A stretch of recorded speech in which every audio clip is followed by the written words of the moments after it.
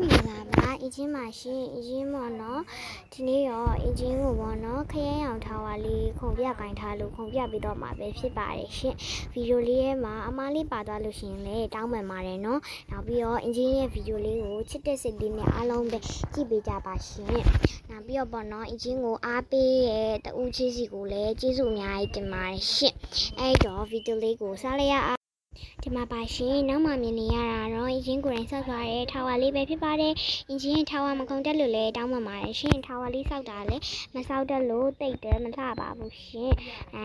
အဲ့တော့တောင်းပန်ပါပေါ့နော်တိတ်မလှလို့လည်းတောင်းပန်ပါတယ်ရှင်ဒီမှာပေါ့နော်အင်ဂျင်ကိုပေါ့နော်ဒီဗီဒီယိုလေးကိုပေါ့နော်အားပေးနေကြတဲ့တူးချင်းစီကိုလည်းအင်ဂျင်ကကျေးဇူးအများကြီးတင်ပါတယ်ရှင်အင်ဂျင်ကပေါ့နော်နောက်ပြီးတော့အင်ဂျင်ကိုပေါ့နော်ကိုကြိုက်တဲ့ထာဝါအရောင်လေးတွေခုံပြခိုင်းလို့လည်းရပါတယ်ရှင်ဟိုရက်တွေကအင်ဂျင်ဗီဒီယိုမတင်ပြတာကအင်ဂျင်တအားကိုပေါ့နော်စိတ်ညစ်လို့ပါရှင်လို့အားကြောင့်အင်ဂျင်ဗီဒီယိုတွေမတင်ပြပါဘူးနော်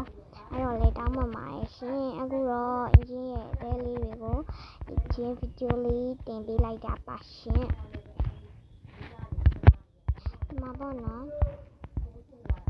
အင်ဂျင်ဒီထားပါပေါ့နော်အင်ဂျင်ကိုခုံပြခိုင်းထားလို့ပါအင်ဂျင်ခုံပြတာပါတိတ်ရစိတ်လည်းမပါဘူးပေါ့နော်အားကြောင့်လို့လေခဏခဏချော်ကြပါတယ်